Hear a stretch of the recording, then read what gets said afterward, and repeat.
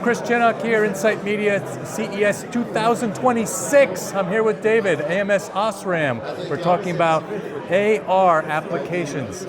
David Smith, please explain us what we're doing. Absolutely. So, thanks, Chris. Today we're looking at the new TMF8829 direct time of flight sensor. So this is a configurable sensor that is a multi-zone sensor, so we can configure the sensor from 8x8 resolution up to 48x32 resolution. So you could think of this as low-level machine vision. Yeah. Conventional sensors in this space today are typically limited to around 8x8 pixels. This one starts at 8x8 and goes up to that 48x32. So is this the sensor or the transmitter, the laser? So the laser is still a flood illuminator, and then it's the receiver. The SPAD array is an array of 48x32 sensors. And what is that material? What is that? That's not silicon, is it? Yes. So it's an array of SPADs, or single photon avalanche diodes.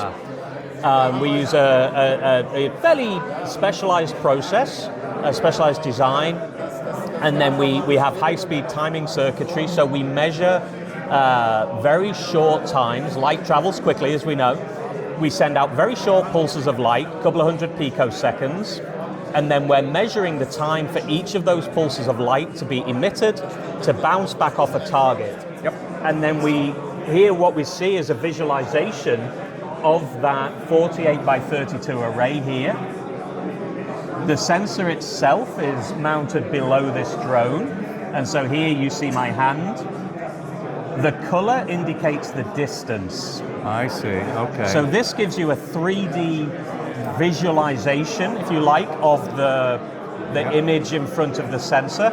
So here we have a 3D point cloud that makes it a little bit more obvious of what's going on. Yep.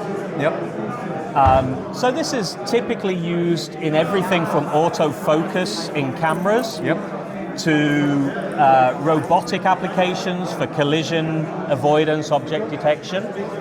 Or in this case, we're simulating the landing of a drone, takeoff and landing of a drone. Okay, I see.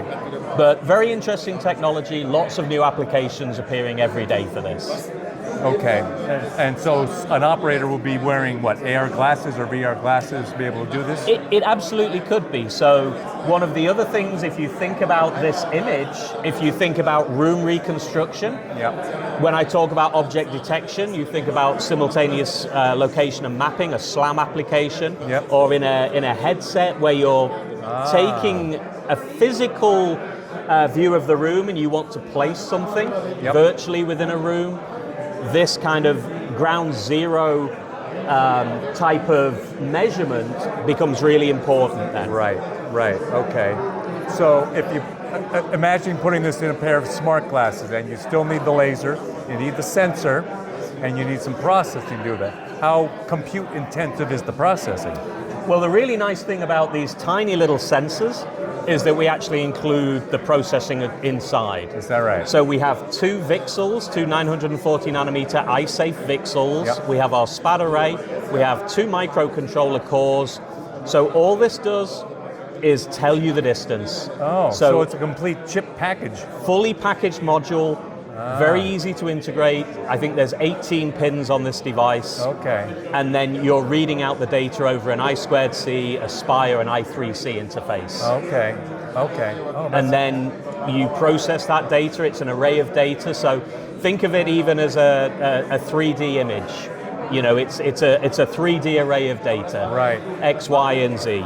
Well, yeah, because once you've got the point cloud, you can now start to integrate with that well, you could create an avatar. You could create using the video camera to texture the whole room in a virtual space. Yep. So we're really excited about this. Yeah. We just released it at the end of last year, and we're already seeing a lot of traction with it. So how big is it physically? Physically, it's I don't have the measurements here, but I think it's about 5 millimeters by 2 millimeters by 1.5, 2 millimeters high. Okay. As you see, it's very, very small. Ideal for consumer applications. Right. Ideal for phones or for glasses, wearables. Relatively low power. You're talking few hundred milliwatts of power consumption. Okay. If you're operating at, say, 30 frames a second, if you operate at lower frame rate, the power comes down. Yep. So, wow, very cool. Excellent. Thank you.